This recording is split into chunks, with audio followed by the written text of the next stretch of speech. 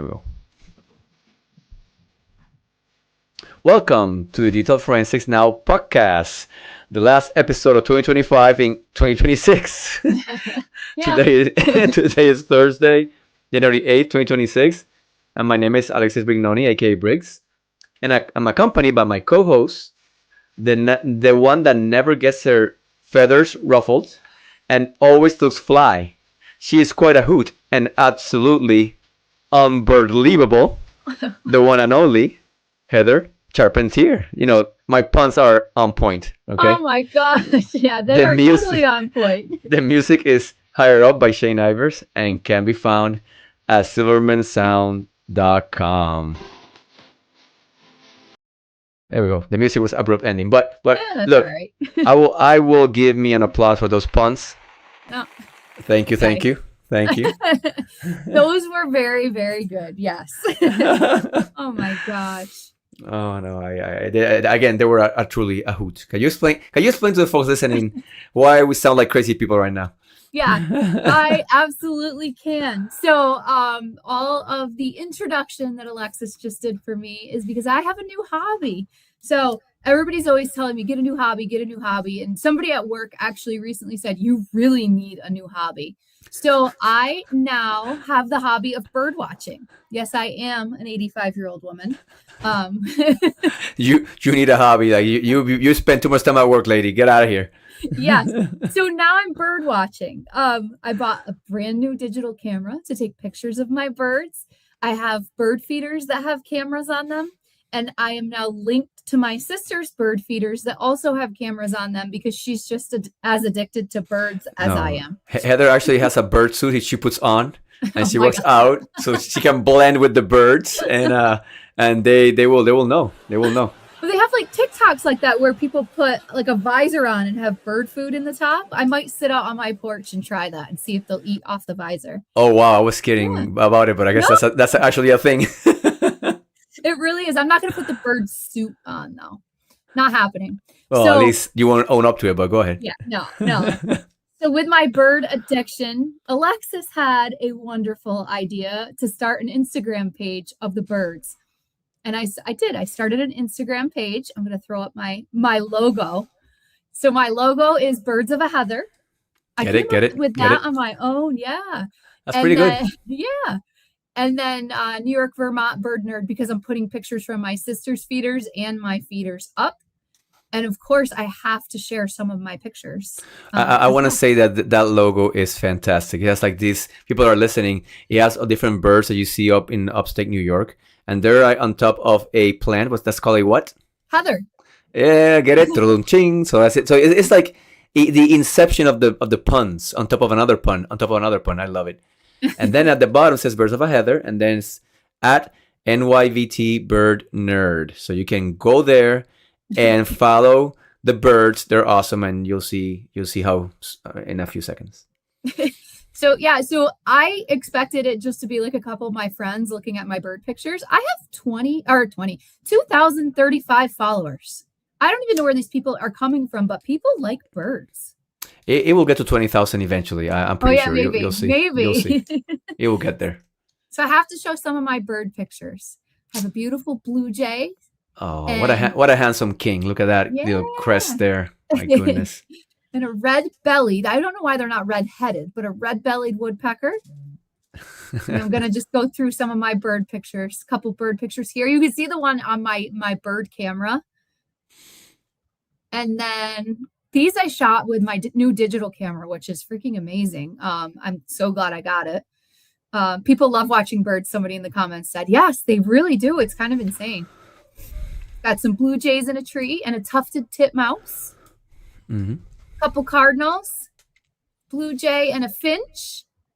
And then I have some birds in action, in flight. So my bird feeder actually catches them in action pretty well. You can see their entire wingspan. No, that's a pretty good frame rate that's recording on.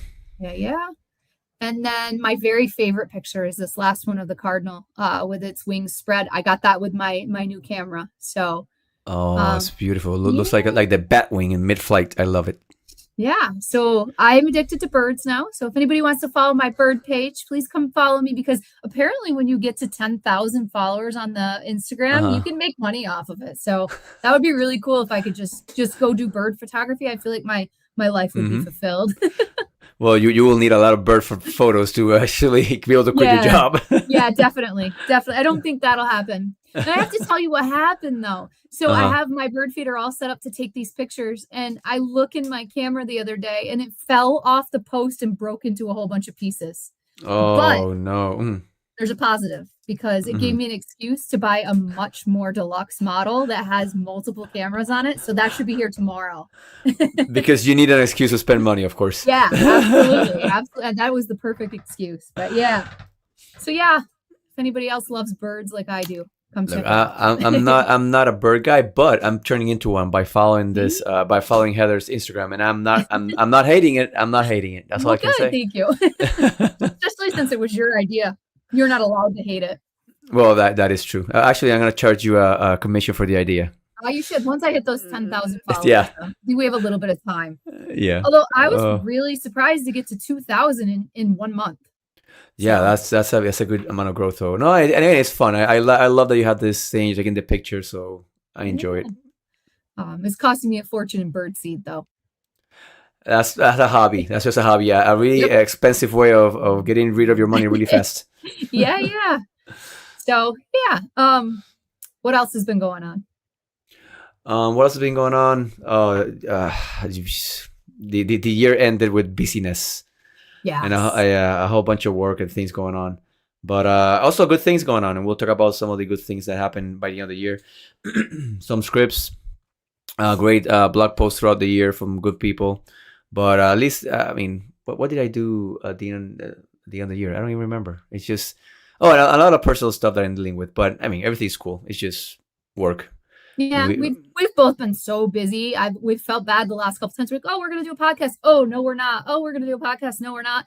But tonight we're just like, oh, let's just do it. So here we are. oh yeah, no, absolutely. Yeah.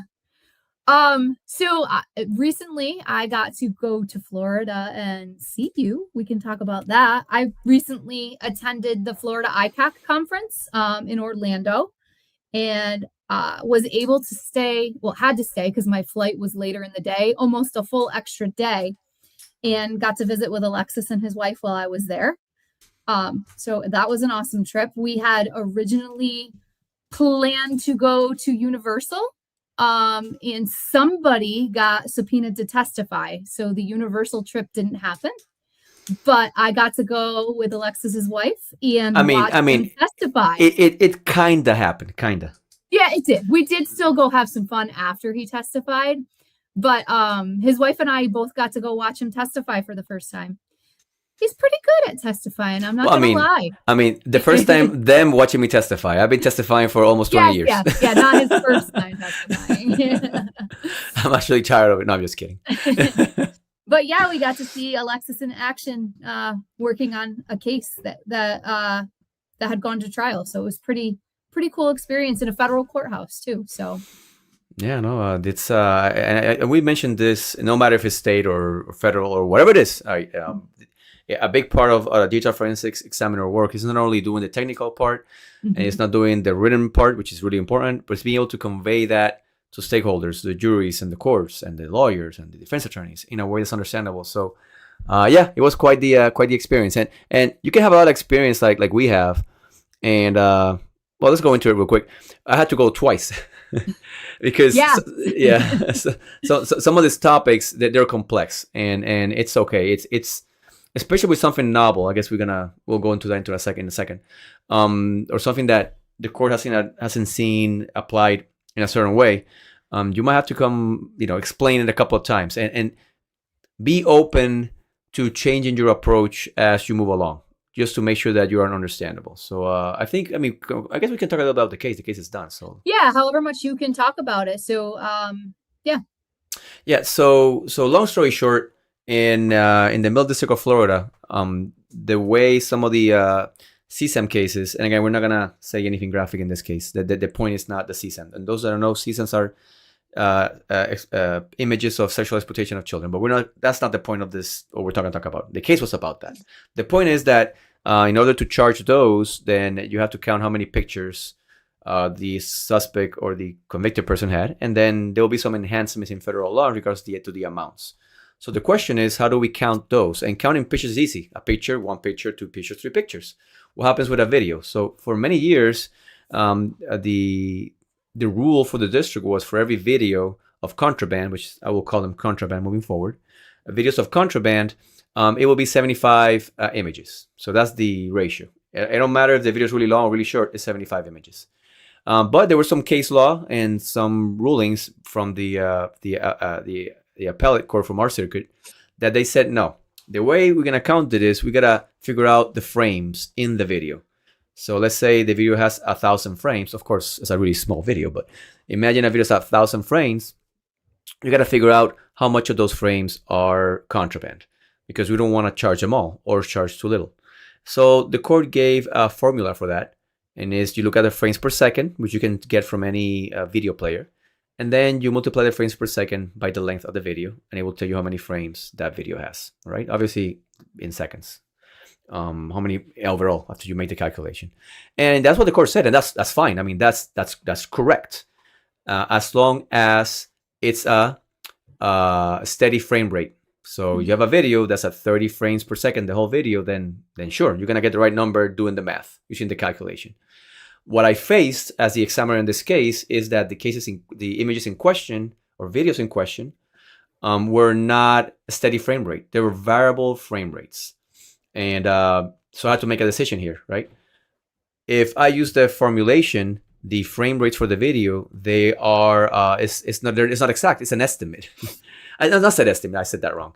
It's the average, that's the correct term. Is the average, right? Let me explain this for folks.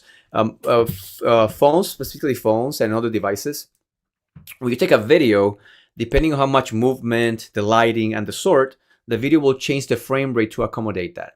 And the idea is to make videos don't take that much space on your phone. There's other reasons to use variable frame rates. For example, in the movie Avatar, the one that came out, Fire and Ash, I was listening to a director in an interview, and he was saying that they changed to a higher frame rate where they're recording some of the moves under the water because they wanted to capture, and the action scenes, because they're going to capture more frames at a higher frame rate, which will make the action look smoother and the traveling to water more realistic and look better, right? For scenes that did not require that, they came back to a standard frame rate for movies and the like, right? So hopefully that example serves for folks to understand my problem. So how do I get to the right amount of frames? So I said, okay, well, I'm gonna look at the metadata of the file, and the metadata will give me the headers, assuming there's no shenanigans, right? Nobody changed the frames of the video and not changing the metadata, we should be fine. So I went with that approach because we use metadata all the time, right? When you look at a picture, you figure out, well, when was this picture created? Where do we look at for that? The metadata of the file, right? So I'm thinking, okay, this should be good, right? Well, it wasn't good enough. There was some discussion at court in regard, and again, I'm super simplifying this. There was way more discussion about it. Mm-hmm. And had to explain to the court what are valuable frame rates and how do we address this to make a proper counting. I had to come back later, and then actually I created a script we will discuss later on to really narrow down everything. I went to the lengths of showing what the metadata has, pulling out every single frame of the video so folks could have those, hashing them, the presentation timestamps. I did all that work. We're going to review it in a second in order to get an accurate count. So that being said, why is this important for the folks in my district? Well, let's say you have a video, again, that's a minute, but only, and it's variable frame rate, so it's not a steady frame rate, and only the 15 seconds that video are contraband, and they're kind of almost in the middle, right? You can't use the average frame rates to figure that out, right? Because what if the middle was at a really high frame rate, right? You're not going to get an accurate counting for the middle of it, because if you're using an average to do a calculation. So what I'm telling my folks is, well, you're going to go, if it's a video that the whole thing is not contraband, go and look at all the frames in Windows Explorer and go down your frames. The moment you find the first frame that counts as contraband, write it down. Okay, frame number 12. And then scroll down, looking. And when the the contraband stops at frame 40, then subtract 40 minus 12, and you have how many frames. And that's what you're going to give. You're going to give the court always an exact frame count of what the thing is, right? And we had a discussion with the court, and the court agreed with how we presented that data, and we got the proper counts used in the case, because those enhancements are required by law if the evidence fulfills those requirements. So it was interesting. It's the first time I had to really present twice on the same topic, but in our district, that's a novel thing, being able to count the frames like this. Maybe in your district, I'm pretty sure other districts don't do that. Other districts do something different. Yeah, some folks don't count it. Yeah, ours is just a video. A video is a video. That's your one video. It's not, we don't pull the frames. So I would love to model what you're doing for sure. It was interesting listening, not the case I'm discussing that I testified on, but talking about looking at the case law, the case that support that case law. Mm-hmm. And one of the parties in the case was saying, well, what if we have a video of contraband that we've seen before, it's video contraband, but somebody slowed it down and did a recording or saved it in a really slow format? Well, now we have double the amount of CSAM for the same video. And the court said yes, because we're counting the images. Remember, a frame is an image. It's like a flip book, right? You take a flip book and you put little drawing stick figures and you flip to it, then it creates the illusion of movement. Yeah, you like my flip book sound. The sound effects are great. see, when you're Hispanic, you can do, you got the R sound. So. I don't think I can pull it off. So you do, and then you get it, right? You see the video in your flip book. So what if your flip book is longer, it's still every image is an image, and if it has contraband, then you have more contraband. And I mean, it makes sense to me. I mean, this is the thing, right? I'm not a lawyer. I am not a judge. I'm just a technical guy. So we come with requests, and we try to use our knowledge, our expertise to kind of fulfill those requests to the best of our ability, and that's what the job is. Yeah, I think so. You had explained to me like what you had to go testify about, and when you did that, I'm like, how is he going to present this? How are you going to have this come across? But I'll tell you, if anybody is working and are able to charge on or sentence or charge whatever on the number of frames, the way that this tool pulled out the frames and the way that Alexis was able to actually present it in court, it was so easily understandable. But I mean, when you had first mentioned it to me, oh, you're going to come watch this and this is what's going on, I was like, ooh. How the heck is this going to come across? But it came across beautifully. Oh, you're so kind. It did. It really did. Checks in the mail. And everybody who knows Alexis knows how fast he talks. When he testifies, he slows it down and nice and crisp and clear. So just to let you know, because you probably think he's going, right? Yeah. Sound effect. It sounds really close to the R's. Yeah, right? I mean, there's a need, and I try to practice a lot on how you come across when you're testifying, and something as simple as who are you looking at when you're talking to, it makes an impact, right? Yeah. And if I'm addressing the court on a topic and there's a jury, I will talk to the jury, right? If is the defense or the prosecution ask me a question, I will look at them equally, right? Mm-hmm. I'm not going to be smiling to the prosecutors on my side and then scowling at the defense that's quote unquote not on my side. The fact of the matter is that I'm on nobody's side, right? Exactly. And that's the mentality you have to develop. I am not in favor of any. I am here to present fact, to present truth, right? If it benefits either quote unquote side, because we're in an adversarial system of law, right? Then so be it, right? And the judge, being the king or the queen of the proceedings, they might ask you a question, then you address the judge, right? And you turn around and your demeanor, the way you communicate, not only through words, but through your actions. And I try to practice that. And sometimes we don't practice that enough. So that's something that I try to tell folks, spend some time practicing how you come across in those contexts. I think a case like this too just goes to show you that anything can come up, and you may have to change how you're going to testify or do some additional work like you had to do in this case. You never know what you're going to be asked. Just because you've testified 50, 100 times and you've never been asked those hard questions, here it is. they do come up, and just being prepared for that kind of cross-examination or whatever is a super important part of our jobs. And look, you will know you won't be able to know everything, especially in digital forensics. It's such a broad. I mean, we're a niche, but it's a really broad niche, right? Mobile forensics on iOS is different from the one in Android, which is different from computer forensics, which is different from computer forensics within Mac OS or Windows or Linux or whatever it is, right? But if you have some of that foundational knowledge really ingrained, right, those will come up when you least expect them, either because they're trying to discredit you or because you're trying to establish a point, and then you need those foundational knowledge skills. So believe it or not, folks say, well, why do I need to take courses? Why do I need to go to this? If I just press a button and the button will give me the results, right? You will get asked, like I did, in regards to how those frameworks, how does a video go about being presented to the user, right? I had to, really study about what presentation timestamps are in videos, and how's those times calculated, and it's all foundational stuff that you will have if you're prepared throughout your career. You keep refreshing. Look, we talk about being an expert. What's an expert from my perspective, at least in this context of this conversation? An expert is a person that really has the basics at the forefront of their mind or their knowledge, right? It's not knowing this secret knowledge that's complex and nobody understands. No, it's really digging down on those basics and understand them. Look, Bruce Lee said, I don't fear a man that has tried 10,000 kicks once. I fear a man that has tried 10,000 times the one kick. So get into those fundamentals. Those that knowing your fundamentals is what an expert is, right?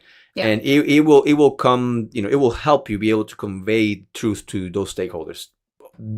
Get into those basics and really go back to them time and time again, 2, 3, 4 times a year. Take courses, educate yourself. That's the way to go. Very, very important. Absolutely. So the tool that you wrote to assist you in this case, can we talk a little bit about that? Because I see in the comments, Forensic Wizard it's being used for the cases. Thank you so much is one of the comments. Oh, that's awesome. So, yeah, that is awesome. And I know who he is. Yeah, it's a good friend. Perfect. it's a good friend. Yeah, he's in my district. So. Okay, I can see the little thumbnail of who it is, but I can't make it out. So. Yeah, I'm not gonna call out his real name on the show. We'll do that. But yeah, can you talk a little, maybe show it on the GitHub? Yeah, so if, let's say you're in my district, or maybe if you're not, maybe you need, I apologize, you need to look at some of those frame counts from a video for whatever reasons, right? Well, so you can go to github.com/abrignoni, ABRIGNONI, and you go to this button here that says repositories.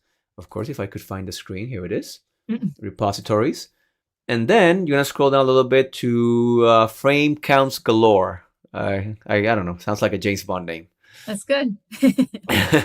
I come up with really weird names for my repos or repositories, right? So we go there, and there's an explanation here on what you need.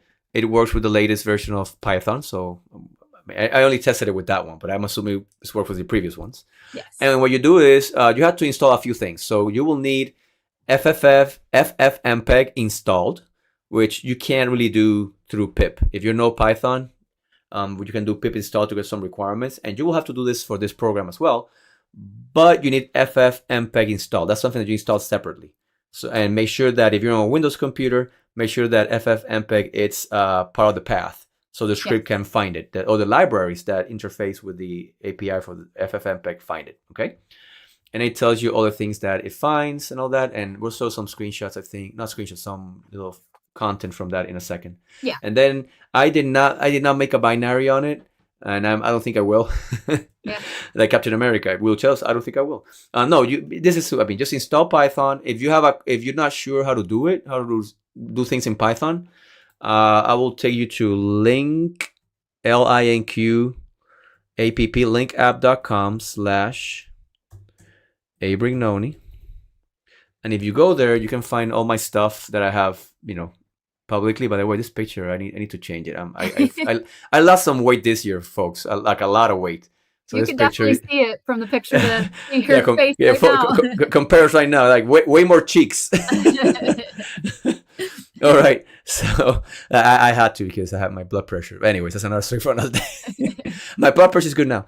All right, so you're gonna scroll down, and it says you. So you find a Python script. Now what? And if you press that, it will be a video where well, there's some commercials, but anyways, let's close this out. But you watch the thing, and it explains to you how to install Python, how to install libraries through the Python package installer and all that, and then you'll be good to go. All right, so that's it. Let me take this out of the screen. So let's talk about what the thing does. You have some of that? I do. Let me just share my screen here. So I found a 1 second video. Actually, let me tell my story because I always screw up first and then get it right the second time every time I do something. So I just went and grabbed a random video from my computer that was like, I don't know, like 8 minutes long. And I'm trying to run this script. How many frames do you think are in an 8 minute long video? Way too many. It was running and running and running. And I'm like, I don't think this thing works. And Alexis is like, yeah, no, that's going to have a lot of frames. That's going to take a while. So I canceled it and found a 1 second video, much, much quicker, by the way. Yeah, so, way less frames. So if you look on my screen here, this is what you will have seen in on GitHub with the script, except you see an extra folder, and that's where I outputted my results to when I ran the script. So after you run the script, you can name the folder whatever you want. I just named it test. And inside of the folder, I have another folder here that has the frames. So you can see here I have 31 frames from my 1 second video. And you can look at all of those in that folder. Actually, before you move that away, can you back to we're not going to show the frames in this video, but can you zoom in to the file names of those frames to explain something to the folks there? Oh, yeah. Hold on. I'll find my Zoom while you start. Yeah. So I named the frames a particular reason. And I want to quickly kind of show folks a little bit of what that means. So then you can correlate it to the report that Heather's going to show you. Ooh, so there we go. That's perfect. So you see frame and then multiple zeros and one. Start with 0 because I'm a programmer. So we always start at 0. And then 1, 2, 3, 4, 5, right? So that's the sequential order of it. And then the presentation timestamp. That's when it's going to show up on screen because frames show up on screen at a particular point and then they stay for a particular amount of time till the next frame is shown. So the way I'm super simplifying this. There's a base number you have to use to know that presentation's timestamp. It's not really a timestamp. It's not Wednesday at 2:00. That's not what it is. It's a number that you have to make a calculation to then figure out a couple of things. The most important thing you're gonna figure out is, okay, at presentation timestamp 20 is gonna be shown there. How long is it gonna be there? You have to look at the next presentation timestamp and subtract, right? The delta between the two frame timestamps will be how long is going to be that frame on the screen, right? And since those deltas change, that's a variable frame rate video, right? If there's constant, then it's a standard, or non-variable, I forgot what the name is, frame rate, okay? So those show up in the file name, and they show up in the file name, so you're pretty sure to understand what frame it is and when it's supposed to be shown on screen. And that's correlated to the report that Heather's going to show you in a few seconds. Okay, so I'm going to open this up here in Excel. Let's take a look at the Excel spreadsheet that comes out for the frames. So do you want to go through each column in this? Yeah. And do you need me to zoom in? Yes, right? Actually, let me up my screen here myself. So let me put myself in full screen. I can see it. All right. Okay. So the frame index there is that number, like 000 and then 001, 0002. Well, I have it there right on the first column. And then the presentation timestamp on when is going to show up, right? In this case, you can see by the presentation timestamp, it's a steady rate, 20, 40, 60, 80, 100. So every 20s. So just by looking at that, I know it's a standard frame rate. It's not a variable one, right? But just by looking at that. But if you want to make sure of it, if you look to column F, frames per second, they're all 30, 30, 30, 30, 30, 30. So that makes sense. It's 30 frames per second. That's how it is. And it doesn't change. But when it's variable frame rates, in frames per second, or the instant frames per second, you can see 25, 30, 8, 60, it could change quite a lot from frame to frame, depending on how much movement is being recorded and the like. Okay, the next time is the time base. So you make a multiplication, and I'm not gonna go into details with that. I'm gonna bore everybody with it. You use math, and then you get a what, at second 0.3, the next frame is gonna show, and then a 0.66, and then a 1, and 0.1, 0.13, 1.6, 2, 2.3, 2.6. This one is easy. It's gonna be like a pattern because it's the same frame rates per second. Okay, and then you have what's called the keyframes. Long story short, with the keyframes is that a keyframe has all the pixel data, that full pixel data from the picture. In order to save on space, the next frames are gonna be what has changed from the keyframe to the actual frame that you're showing. So when you look at frames like that one by one, you'll see some frames will be a little bit darker, or adds a little bit of data to it, and you're like, well, this kind of is weird. No, it's not weird. You take the keyframe and then you kind of put it together with the AB frame that comes after it, and you have a frame that you can look at. But that's fine. Those changes is, you can see that, you can see the frame. You can see what's in it. So that's not an issue in regards to the content of that frame. Now, since we're forensic folks, we want to make sure that in these cases, I want to make sure we authenticate the uniqueness of each frame, because if you're working cases of contraband, I don't want to charge the same picture within a video if there's no change to it, right? Right. So, but I mean, there will always be, by logic of how videos work, there will always be unique frames. But I have the proof, because me saying it because it makes sense doesn't prove anything. Right. So what I do is I take all the pixel data from the frame, I hash it, and I save it in my report. Then I write the file, the frame to the file system, and then I take that. Again, I read all the pixel data, RGB, red, green, colors, pixel. I read them all, and then I hash it again, and then I check if they match. All right. I am not hashing the file itself after I write it to the file system, because that's a whole different story. Different file systems, and we want to make sure you compare apples to apples, right? So I'm hashing that pixelated content from the frame, taking from the video, and taking from the file system itself after I write it to the file system. Hopefully that makes sense for folks. Right. And then I there's different ways of decoding things. I always by default use CPU decoding. There's reasons for that. Again, I'm not gonna bore anybody with it. And there you go. And that's the report. And that was really helpful when I was testifying, because I could show the court, look at all the frame rates, how they vary, and how the best approach is to actually count how many there are. Right. And that's how we did it. Let me just close that here. And then we can go back and talk about the processing log. Oop, that came up on the wrong screen. Sorry. There we go. So, there we go. We have a processing log that came out as well. Oops. How's that? Good? Yeah, that's perfect. So as the program is running, you'll see some messages on screen, like a little log. So it tells you how many videos it found. You can do it with just one video. So just point it to the video. You can do that, or you can point it to a directory, and then whatever videos are in there, it will go through them. And it tells you what video is processing, how long the video is, what are the average frames per second, and then variable frame rate corrected. So in other words, what I'm telling folks, or telling you with this, is that if it's like a nice round number, it's going to be a standard frame rate. But if you see some 0.1, 0.2, point anything, now we're talking about a variable frame rate, and it's the average, right?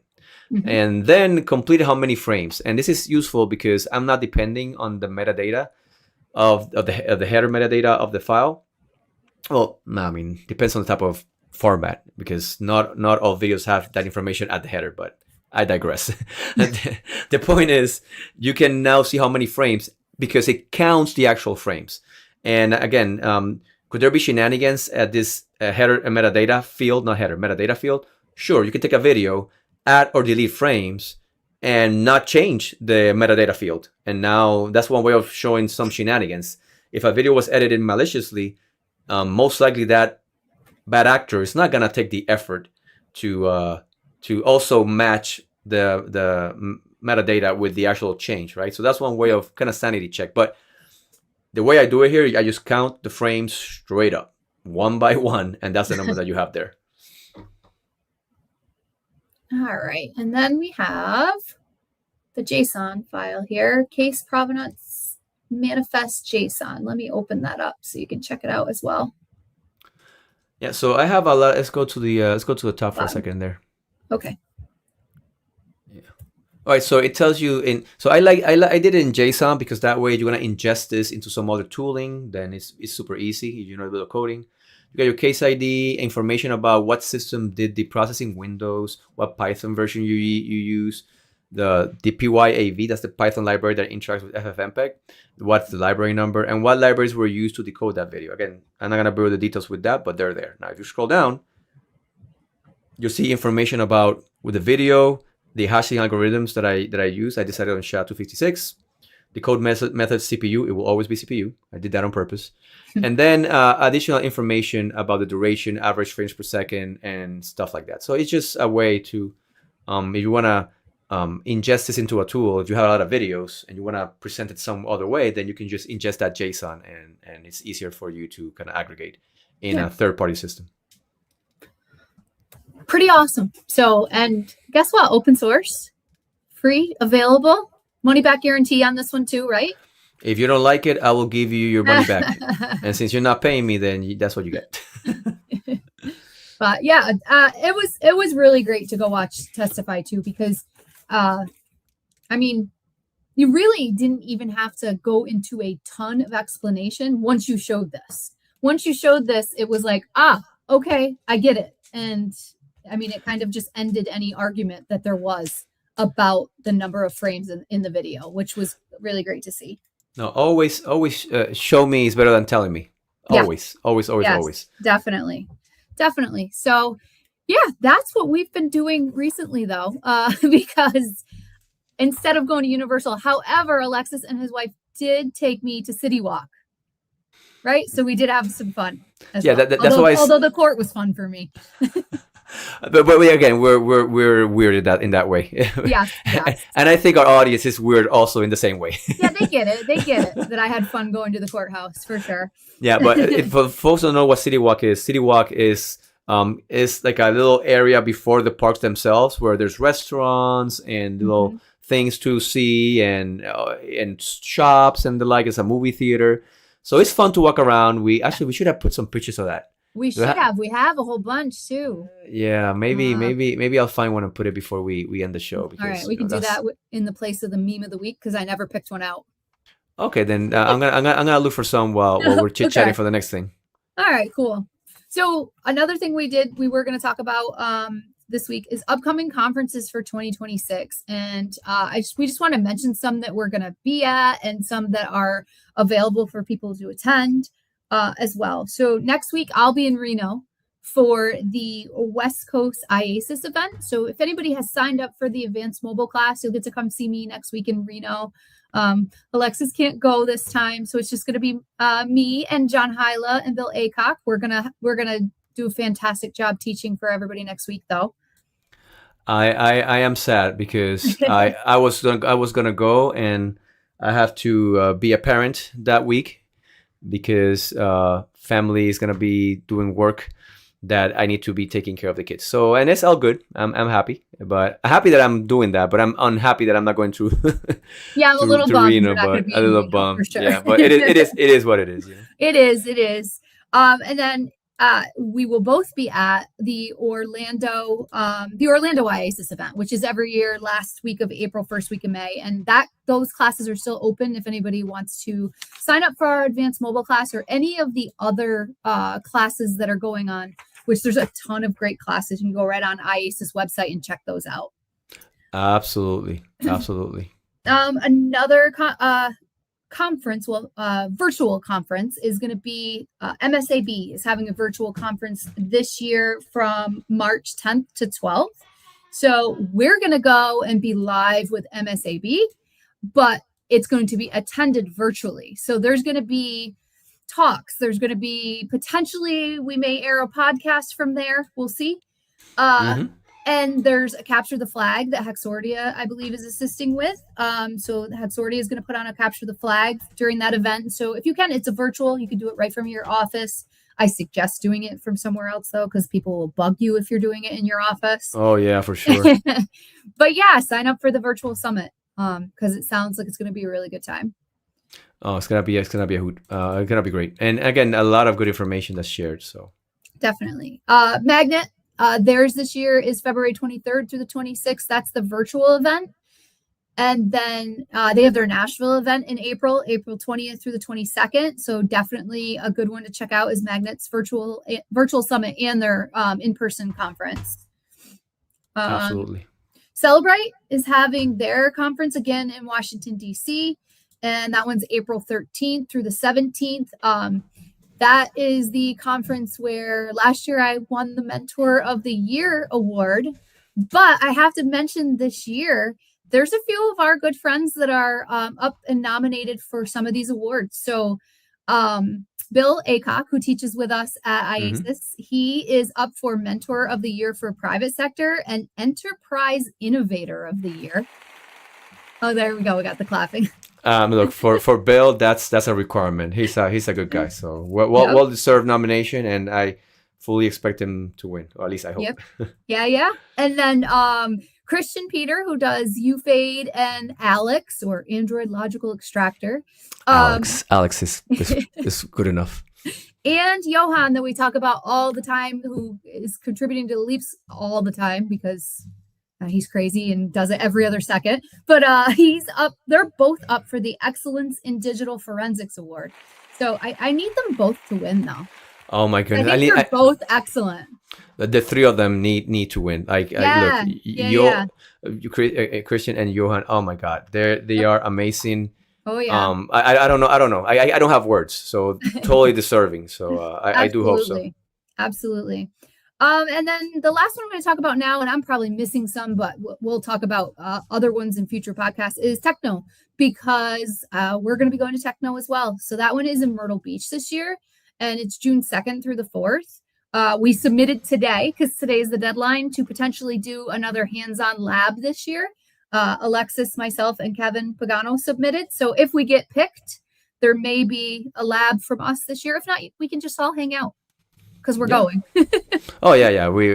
I don't care. Even if I have to go in through the window to the event. Yeah. Oh, we're going. I will make it in somehow. I don't know. We have to go. I already booked an Airbnb on the beach, so. Yeah, that's what I'm talking about. Absolutely. So yeah, so those are just some of the conferences to look forward to in 2026. It's good stuff. Really good stuff. A lot of things going on. Definitely. And then next I have to talk about another tool that you have to talk about, because Alexis has been busy creating free tools for the community. And you want to talk about the AI scanner? Yeah, absolutely. So I haven't. So this is the thing. So what people ask me is, well, are you gonna put some of this stuff in the Leaps? And depends, right? Like some things, like for example, the framed stuff is such a niche thing to my district that I tend to put that in a format that's Leap ingestible. I don't think it's gonna serve people well. Where having a standalone script you can run might be more suited. So it depends, right? So the next one, this one I might actually add it, but this is a conversation that I'm having with Johan and Kevin and Heather and John and who am I missing? James, of course I cannot leave James. So these are my main group developers to add into the Leap. So what is it? So let me show you here real quick. I was reading an article. Actually, am I in the right place? I am not in the right place. Let me just open the proper screen. There we go. All right, so I'm gonna go to my repository in GitHub. Go to the repository that's called AI Provenance Scanner. It has a big long name, but it's not that impressive as a name. So I was educating myself on an article I was reading about how do we figure out that image is AI generated. Okay, now there's a really solid forensic approach that tool makers like Magnet are using. If I'm not mistaken, it's called Magnet Verify. Yes. And it has just some algorithmic data and some cool research to be able to tell you about the provenance of videos. That's fantastic. What I'm going to show you is not it. It's definitely not that. So what I'm doing is I'm trying to just pick the easy fruit from the tree of the evidence. the easy things. So what are the easy things? So if you're using a really well-known AI generator of data, let's say OpenAI or Gemini or others, they many of them conform to the C2PA standard, which I forgot what they stand for, but you can look that up. So the C2PA standard uses some hashing to be able to authenticate that it came from AI provenance, right? Generation. It's not real. And not only that, if there's changes to that media or it's edited further, each change is a hash, or I'm looking for another word. It's a I don't have the word here, but it uses hashing to be able to validate those changes, and it kind of lists those changes as they go along. And so what I'm doing is, that's not the only one. There's also the IPTC standard, if I'm not mistaken, which puts the information in the header in regards to what AI provenance came from, right? So the IPTC is more easy to fool. You can just take that out because it's just in the header data. The C2PA is, since there are hashes involved, you might be able to tell that there's some shenanigans going on in regards to this because they're digitally signed, right? So as you know, people that do with digital signatures, there's a public key and a private key, and then when you do some changes, you have to make sure that it validates, right? Again, I'm saying a lot in short sentences. Please go and Google that up. It's C2PA and IPTC. All right. So how does that look? Let me see if I can open this a little bit larger here. So for example, for this one, it's C2PA data, and it has there, it tells you that it's signed, talking about those hashes, and the generator is OpenAI. So you know where that came from. And what type of ChatGPT within the TruePic lens with ChatGPT, and the generator, C2PA RS030. So all that good stuff, and the credential dates on when that generation happened. So that's the C2PA way of looking at it. Now let's look at some IPTC metadata. In this particular image that I have here, that I did it with Google AI. It says it right there, made with Google AI, and it has a digital source type, so it's AI generated. You see that at the end, and there's no C2PA data on this particular image, right? The cool thing about this script is that if you want to look at all the headers, and I didn't put a picture here, but if you use the flatten option or argument when you run the script, it will take all those headers from C2PA and IPTC and just showing them all to you. Of course, you need to install C2PA Python bindings to get that information. EXIF tool is needed, so you have to install that as well in order to be able to look at the EXIF data for the ITPC sections. And then you want Python Magic, and I use that library so I can feed to these programs what type of image it is. So I look at the MIME headers and say, okay, this is a JPEG, it's a this, it's a that.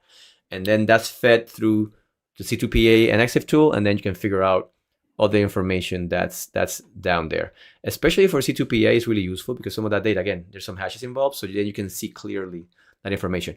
Look, an example that I thought I don't have a case for it, but an example that in my head, let's say some dude goes and has a receipt when on work travel, and the receipt is for $5. They want to scam the company. Well, they go into Google AI, for example, generate me a receipt for these things and the amount is going to be $1,000, right? And they provide that image to you in the expense report.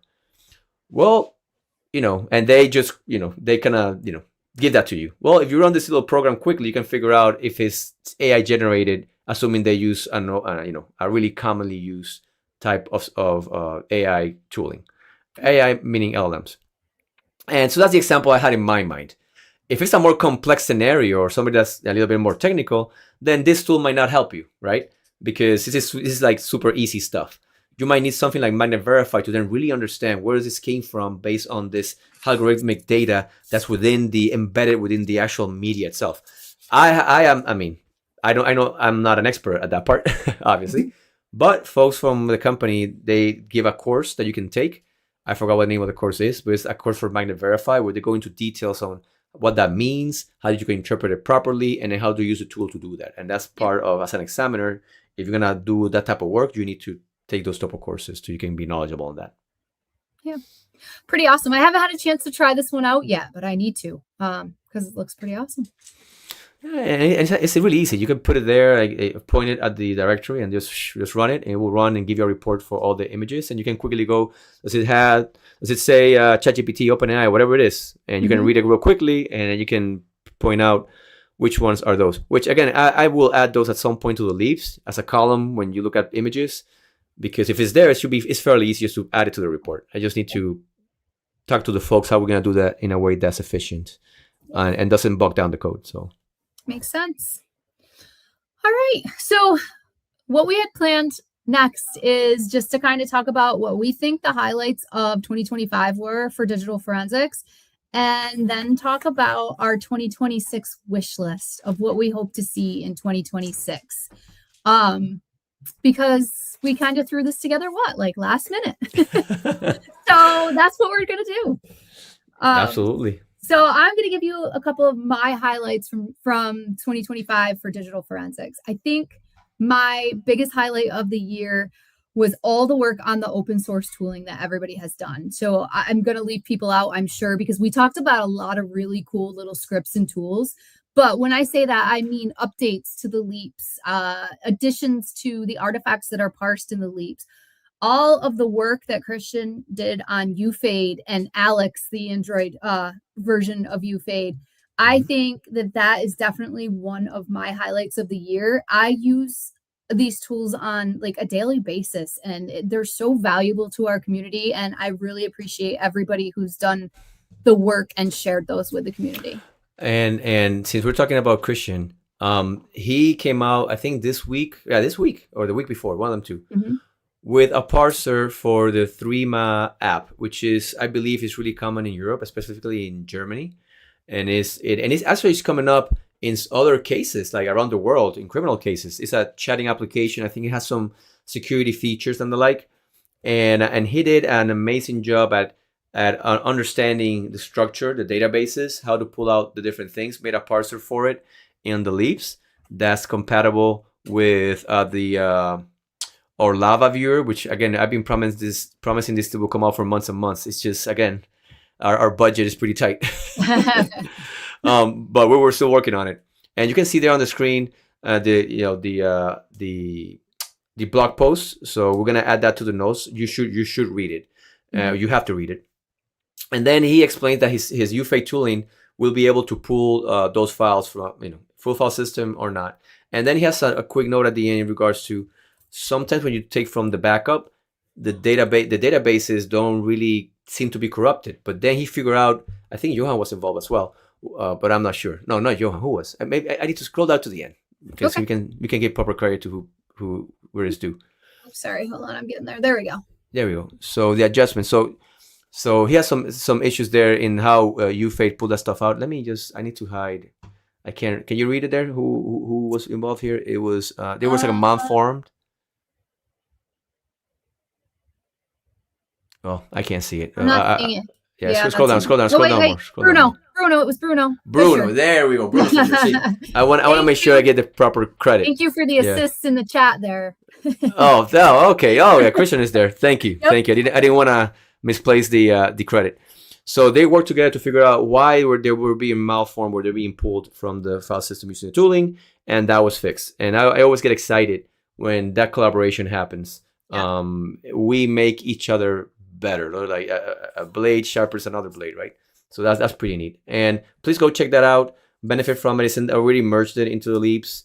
It's Lava compatible, and it's good stuff. And we had a big influx of folks trying to contribute. Some are legit, some are not. People use LLMs to generate garbage PRs. I don't even understand why.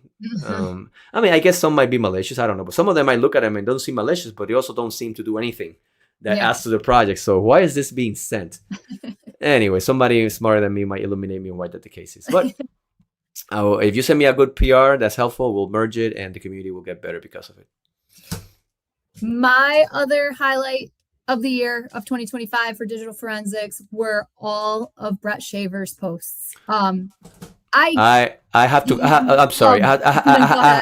We have to clap. Do it. Yeah, we have to clap for Brett because Brett, I'm telling you, his blog posts had been on point for months and months. Yeah, so if anybody listening has never gone and read Brett Shaver's post, please go to the blog. And if you're listening on the recording later, please go read the posts.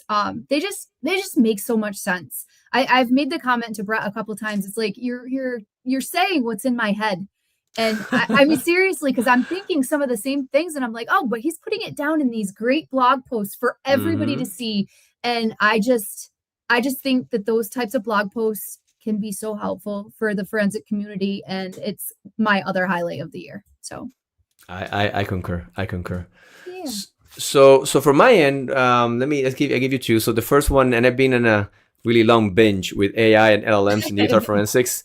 I'm having a running exchange with Jury from Belkasoft, and and he's such a great guy. Again, we're I wouldn't say we're on opposite side. We just approach things differently in regards to the usefulness of LLMs or how proper it is for us to be there. And it's some great conversations, and we keep it going from different posts. And I really appreciate him, because when Jury makes me, it makes me think. Because one thing we need to be aware of is we don't know everything, and it's good to have different viewpoints and try to examine yourself and then have this debate. Not because you want to win.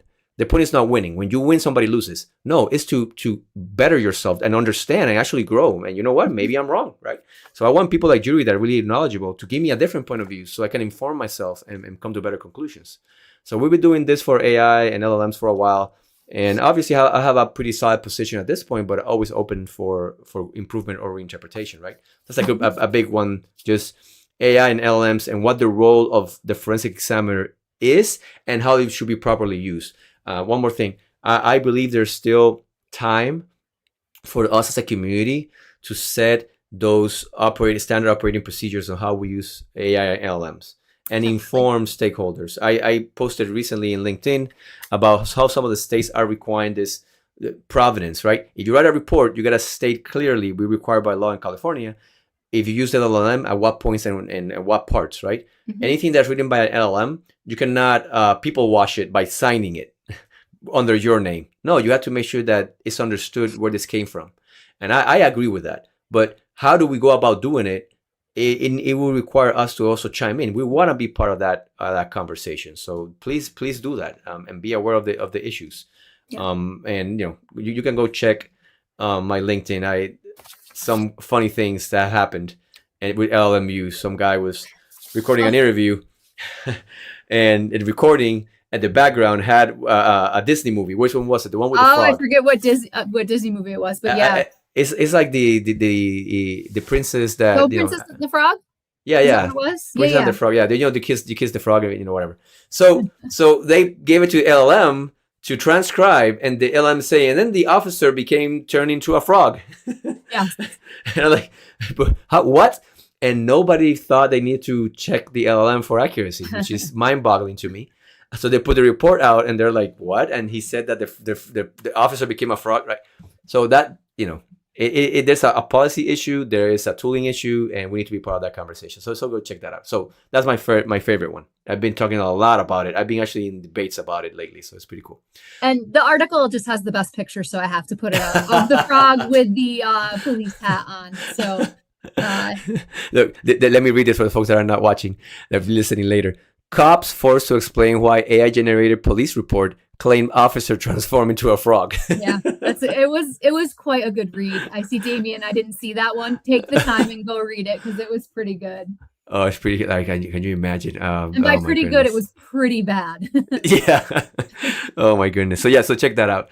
So that's a thing for this year that's been up the forefront. I foresee 2026 continue with the AI LM and what role it should play in our specific field. So be part of that conversation. So I think we're going to be talking a little bit about that too, at some of the upcoming conferences that we're going to as well. Oh, absolutely. Yep. So keep a pin on our LinkedIn for the podcast and our personal accounts, because we'll be giving dates and topic titles for that coming. It has to do with AI. Now, the second one I found interesting from that year is Apple Unified logs and how some vendors were deleting them before extracting them, which I thought it was pretty hilarious, because if you tell me that your tool has Apple Unified log support, but then you delete the logs before you can process them, then what's the point of supporting them? Yeah. Right. And Yeah. and it's a testament to the community, because the community is the one that figured this out. Now, the vendors had, you know, for what it's worth, valid reasons, maybe, maybe not. I made no judgment on their reasons. So, and on that thing, Mhm. I don't want to get into that. Nope. But you can. But the point is that that was happening, and the community, you know, made sure that that was being known, and then the vendors took the proper actions to be able to maintain those logs, the Apple Unified logs, and addressing whatever concerns they had by deleting them. And again, that's a big conversation that was had at that time, and I think that was important that the community is here not only to consume the product from vendors, it's also to make sure the vendors understand what we need, and also to how can I say this, for us to be check and make sure that things are done the right way. Not because vendors want to do it the wrong way. I'm not saying that. Vendors are filled with people like us that are examiners, good folks, friends of ours that we know personally. So I love my vendors, but sometimes, you know, things need to move fast. Business decisions are made that examiners might not be a part of, and then us, as it falls on us as a community to make sure that folks understand where we stand. Yeah.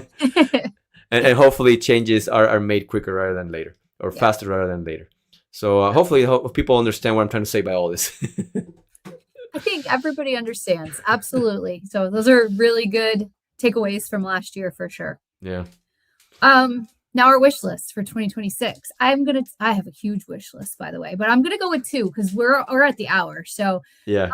so on my 2026 wish list, one of my wishes is that educators, and when I say educators, I do mean like higher education mostly with this comment, but I hope that educators start to take digital forensics a little more seriously and improve their undergrad and graduate level digital forensics programs. When I say that, that does not go for every single college or every single school that has digital forensics programs, because there are some good ones out there, but there are some bad ones out there. And I would like to see it taken more seriously.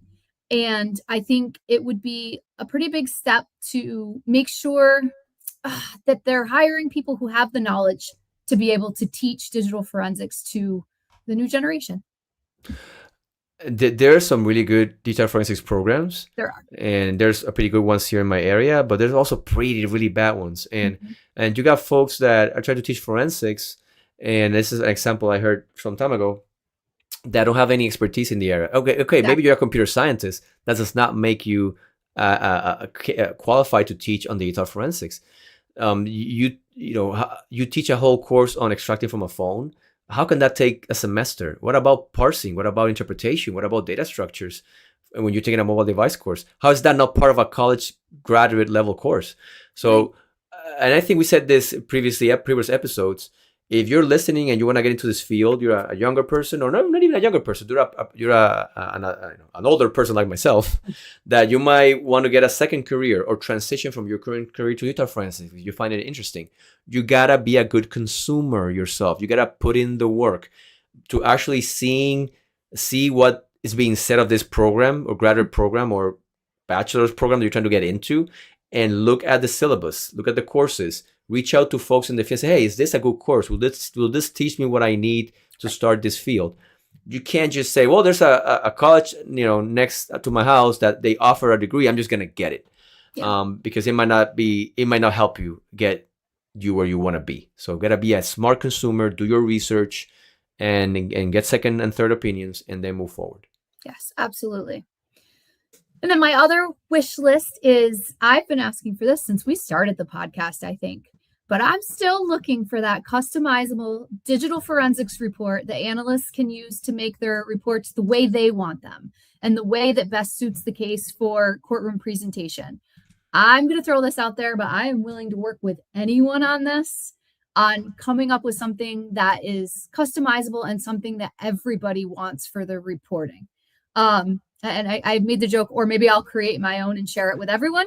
I can try. I feel like that will take me a really long time and require a ton of assistance from somebody who might be in this podcast with me. Christian is in the chat. Yeah, from Christian.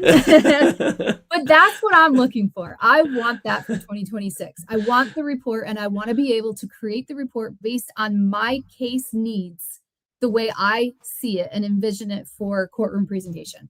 Look, I only heard that there's a free SME available. So vendors, go knock Heather's door down. Free subject matter expert. Come on, let's go. Let's do it. Let's do go, this baby. Let's do it. So those are my wish list.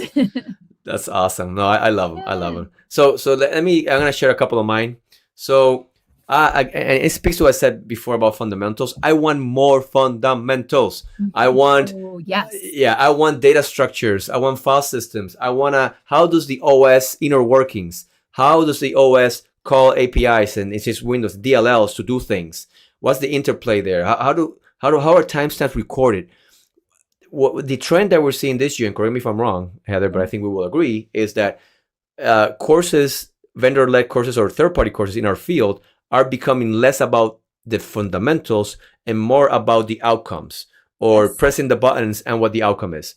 100%. And yeah, okay. Well, I'm happy that we're on the same page because I cannot accept the diminishing of the fundamentals. Whoa, when will I use binary conversions in my life? I mean, you will use them. If you're doing the work, you will. But even if you don't, for whatever reason, the thought process, how your mind develops by learning this, will inform your examinations. When you look at data, you will look at data differently because you understand how that data converts into different abstractions, right? You can do the same ones and zeros in hex, in binary, well, ones and zeros in binary, or look at it in other formats, and that will help you. It will develop how you think. And that's the thing. You're like, well, I want to know X, Y, and Z. Before you know X, Y, and Z, you need to develop the proper way of thinking about those things. And fundamentals will teach you that. Now, there's some fundamentals that go up, develop how you need to think, but also like legit, you need to learn this, right? If you do a lot of SQLite, because all of us do, you need to understand how the thing works. You need to understand what's a WAL file and what's the whole process. And not only at a conceptual level, some of that level, it will be a detailed. You will be asked how these things work. Is this really quote unquote deleted or not? As maybe it's recovered. What do we mean by that? Mm-hmm. We have to get into those fundamentals. And I think this want to be one of my things for the year 2026. I always have a thing for the year, like a topic. So this year is going to be fundamentals. And I'm trying to look for a catchy way of saying it, right? So I'm still working on that one. But it's going to be all about fundamentals, right? Yeah, I love that. I couldn't agree more with you about the fundamentals. It's gone away, and I don't know why it's gone away. I feel like that is just going to lead people coming into digital forensics, and not everybody, don't get me wrong, but it's going to lead us down a path where they're going to testify, and the answers instead of the explanations are going to be more like, that's what the tool told me. Well, the answer is because that's what the tool says. And we can't get to a place like that. And I fear that that's where we're headed because the fundamentals are missing from our core trainings. Absolutely. And even some courses in different jurisdictions, and not in maybe in the US, I don't know, but I know firsthand from other places outside of the United States. Some courses believe that, well, if we have a tool from a particular vendor, then that's what it is. Not necessarily, right? Tools can be wrong, or tools might show incomplete information. Yes. So we need to reestablish in some places the primacy of the expert. A tool is a tool, right? And I've been having this discussion online. I'm sorry, I'm going a little bit my tangent, but tools cannot make management decisions. What I mean by that is because the tool says it means nothing. The tool cannot be held accountable for anything. If it's wrong, whose fault was it? The tool? Are we going to blame the tool? Are we going to blame the computer? You can't come to court with that way, or anywhere else for that matter, right? You are accountable. The tool is the tool. And either you do it right or you do it wrong. You verify it, you check it, you do different things.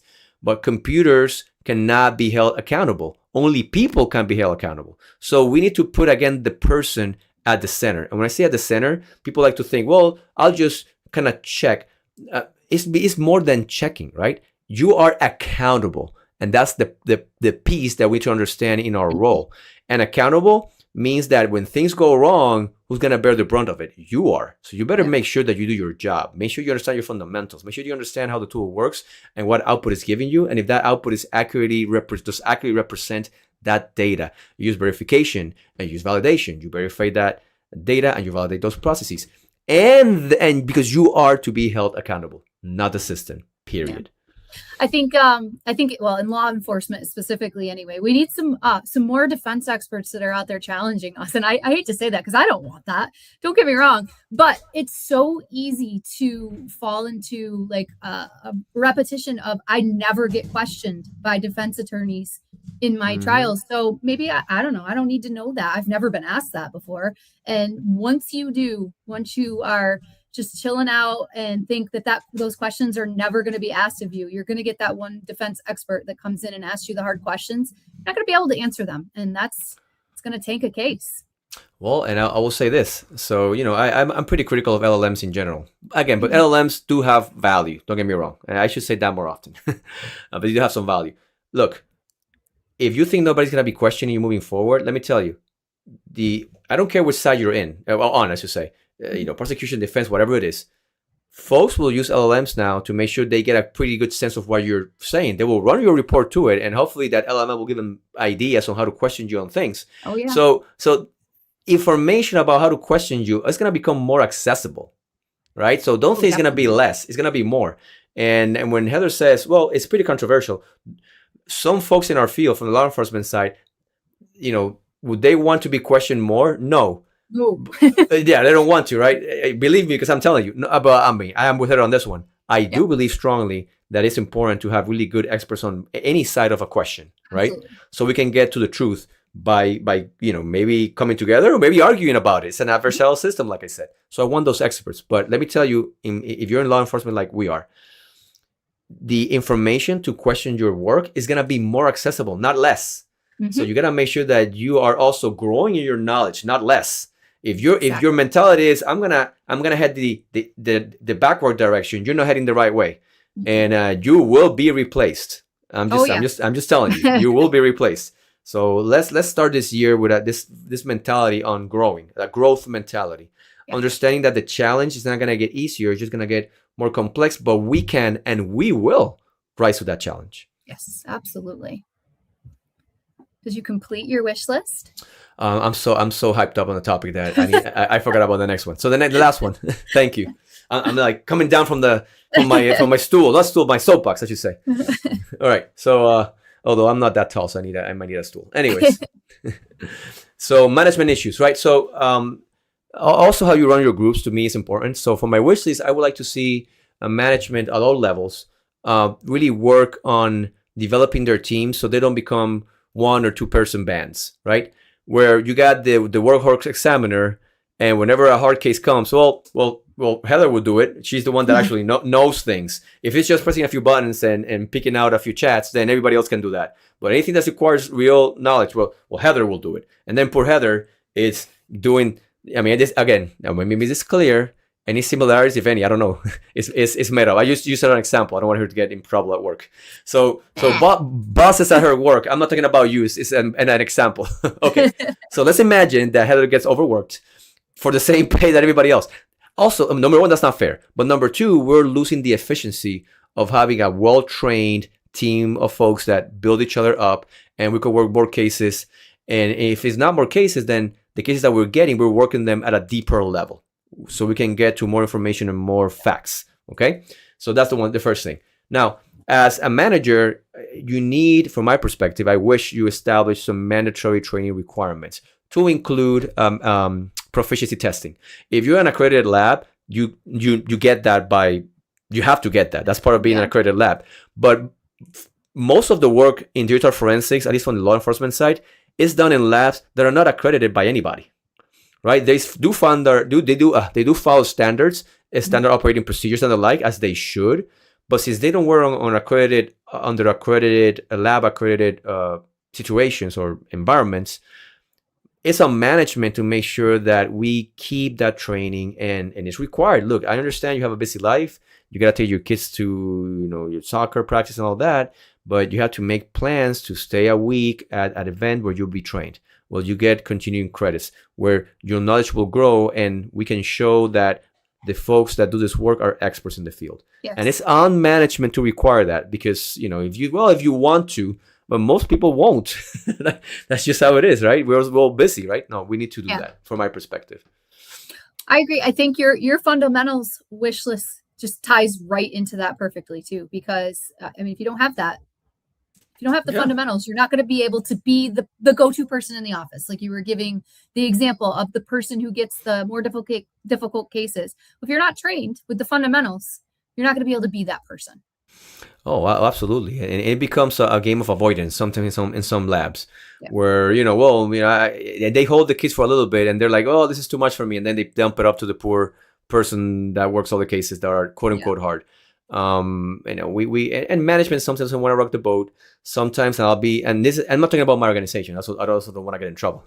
But in other organizations that I've seen, the person that's leading the lab, the substance sergeant or lieutenant, whoever it is there on their way to something else. And that's normal office politics, right? We don't need travelers leading our outfits, right? We need people that are committed to the mission of the lab, of the forensic examiners, to train us, to give us the tool that we need, and to actually require us to do the best work that we do. And that is not just saying, well, you're really good because you imaged 150 drives this month, and the other guy only imaged 12. Because the guy or gal that imaged 12 had to do a really 100-page report on something and couldn't image. Does that make sense? So whatever metrics we use for success need to be fair and actually reflect the effort done by those examiners in order to have a properly working team.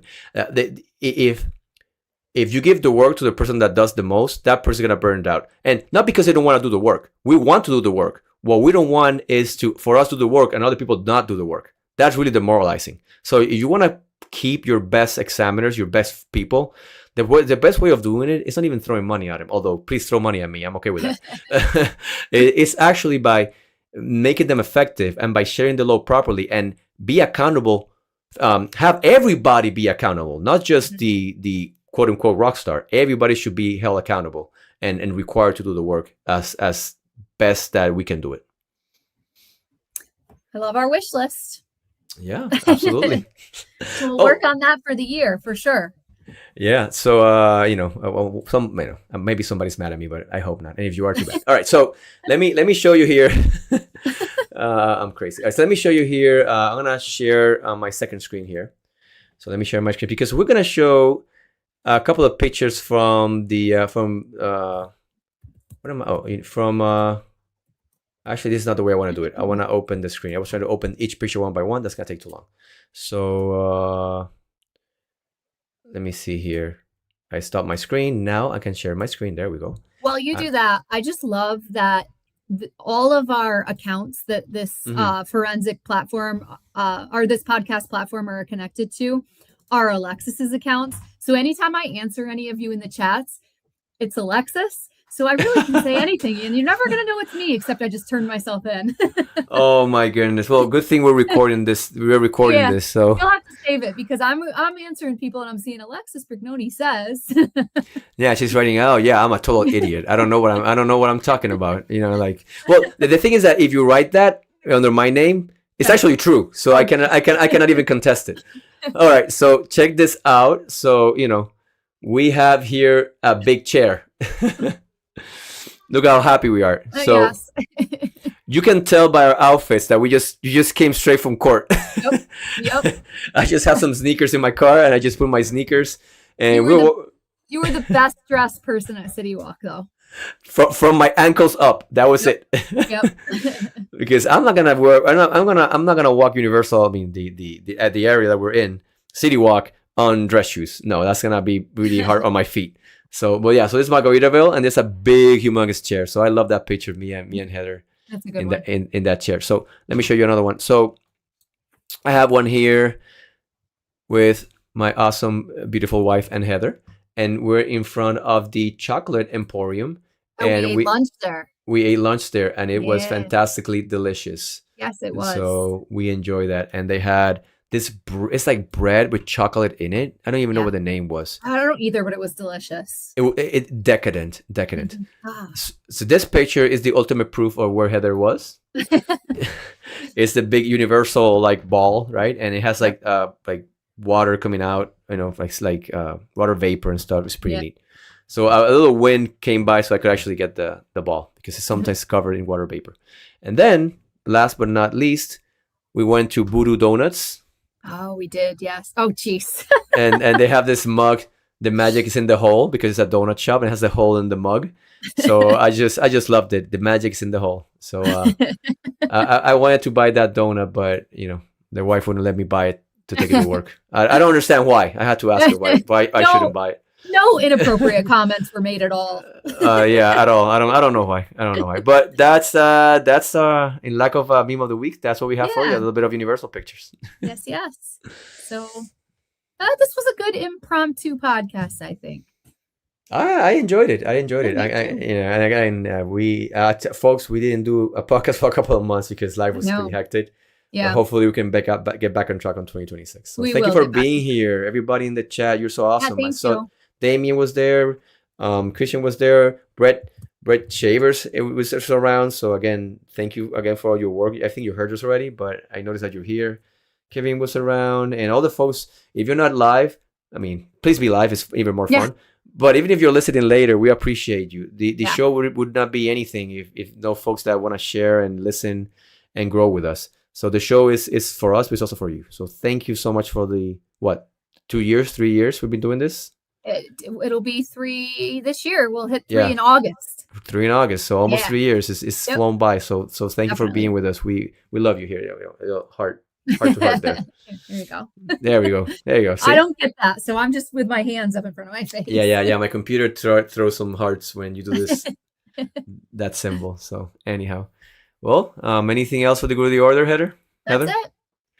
All right. Well, go be happy with your birds and will. keep watching your birds, and we'll see each other and see everybody else on next go around. Have a good Yes, night and thank take you. care. Bye. Bye.